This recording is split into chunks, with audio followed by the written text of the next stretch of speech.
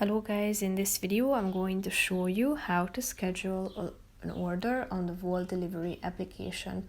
But first I just want to mention, don't forget to subscribe to my channel because at 100,000 subscribers I am going to show you my whole YouTube revenue statistics and growth strategy, how to make money online. Now let's jump into it.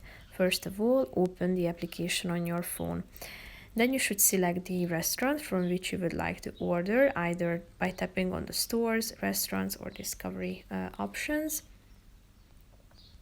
So you should select the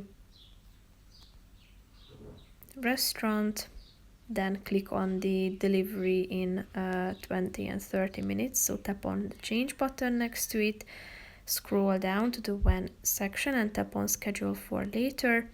So here you can schedule your order by selecting the date.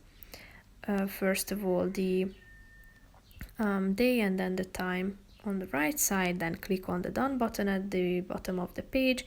So here you can see your selected delivery date and time, and then you can start ordering. So select the options you would like to order and or the items you want to order, and basically that's it for this video guys. See you in the next one. Bye bye.